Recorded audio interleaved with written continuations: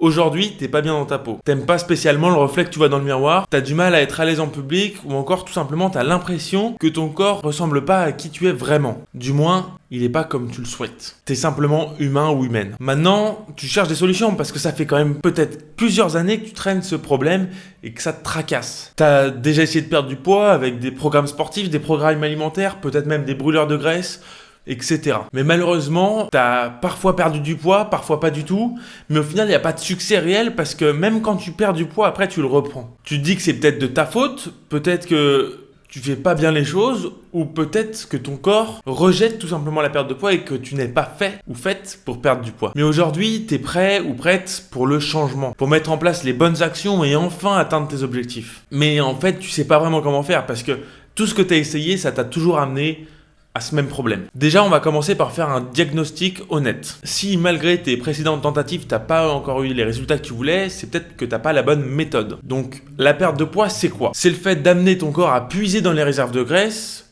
pour qu'il utilise le gras comme énergie et donc qu'il le déstocke. On est d'accord. Concrètement, comment ça marche? Eh bien, tout simplement, tu dois amener ton corps à dépenser plus d'énergie que ce que tu vas lui apporter au sein d'une journée pour qu'il comble cet écart d'énergie en puisant dans les graisses. C'est ce qu'on appelle le fameux déficit calorique. Ça, c'est la base, le socle. Dans une maison, on pourrait dire que c'est les fondations. Pour cela, il y a deux options qui s'offrent à toi. Premièrement, manger moins en termes de calories et pas spécialement en termes de volume.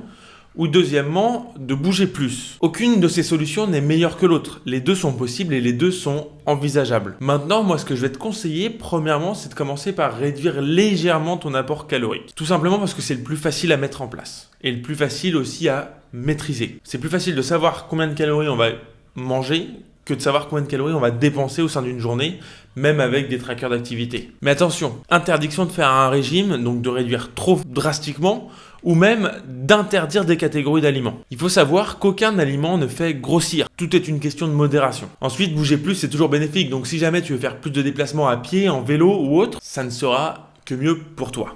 En fait, ce qu'on va chercher à faire, c'est d'éviter les raisons de tes précédents échecs. Pas question de créer de la frustration. Ici, on va s'adapter continuellement pour perdre du poids petit à petit et à long terme. Le problème dans tout ça, c'est que depuis des années, tu cherches la solution. Et qu'on t'a proposé un peu tout et n'importe quoi. Car c'est plus facile de croire qu'il existe une seule solution qui peut te convenir à toi ou à tout le monde. C'est d'ailleurs ce que font beaucoup de marques telles qu'Herbalife, It Works et j'en passe. Car c'est confortable de penser qu'une pilule ou qu'une action simple peut changer drastiquement ta vie. Mais aujourd'hui, après avoir essayé un petit peu tout ça, ou quelques-uns du moins, tu te rends compte que ça ne marche pas. Maintenant, tu vas me dire, c'est bien beau Clément, tu nous dis ce qui ne marche pas, mais concrètement, comment est-ce qu'on fait ? Bien, c'est là qu'on arrive. Personnellement, j'ai créé ma propre méthode. La différence entre ma méthode et celle des autres, c'est que dans ma méthode, on va arrêter d'exclure des aliments. On va être inclusif. La mode, c'est d'être sans sucre, sans gluten, de supprimer des groupements d'aliments pour perdre du poids. Ou encore, d'avoir une solution miracle, le citron le matin avec de l'eau tiède, la monodiète de pommes, etc. Tout ça, ça nous amène à croire qu'il existe une seule méthode qui nous permettrait de brûler du gras. Or, c'est faux. Dans chacun de ces régimes alimentaires, on t'amène à te priver, on t'amène à exclure quelque chose, en disant que cette catégorie-là, c'est le mal incarné, que c'est ça qui te fait grossir et donc en l'enlevant de ta vie, tu auras une vie saine, épanouie et que tu seras en shape. La réalité, c'est que l'humain, il n'est pas bon pour éviter quelque chose. Un test tout simple qu'on peut faire tout de suite, c'est si je te dis « ne pense pas à une pomme rouge ».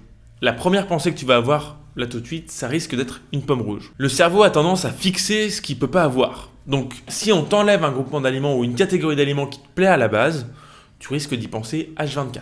Moi, si on me dit « ne mange pas de chocolat », je risque d'avoir une seule envie, c'est de défoncer tout le chocolat possible et imaginable. Et le problème aussi derrière tout ça, c'est que tu vas créer de la frustration. Et la frustration, ça va emmener à des troubles qui peuvent venir nuire à tes sensations alimentaires qui peuvent être en bonne santé, entre guillemets, aujourd'hui. Les troubles du comportement alimentaire touchent de plus en plus de personnes et c'est peut-être parce qu'il y a une raison. Aujourd'hui, ce que je veux te dire, c'est tout simplement que perdre du poids, ça va pas être de tout repos. Ça va te demander des efforts, des sacrifices, mais que le chemin en vaut le coup et qu'il existe une solution réelle. Mais pour ça, tu dois arrêter de vouloir exclure des groupes d'aliments ou des aliments à part entière. Ton alimentation, elle va devoir respecter plusieurs aspects. Elle doit être au maximum naturelle, on va éviter tant qu'on peut les aliments transformés ou ultra transformés. Elle doit être au mieux riche en légumes et en fruits. Elle peut contenir de la viande, ce n'est pas une obligation, mais elle peut en contenir. Et dans ces cas-là, on va éviter d'en consommer tous les jours. 4-5 fois par semaine, c'est top. Viande, poisson, etc. bien évidemment. Elle doit être complète et t'apporter assez de protéines, de lipides pour être en bonne santé. Et elle doit être raisonnée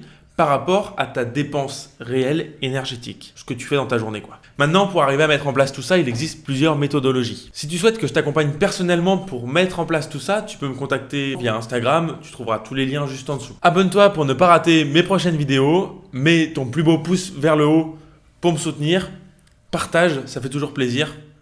Bisous.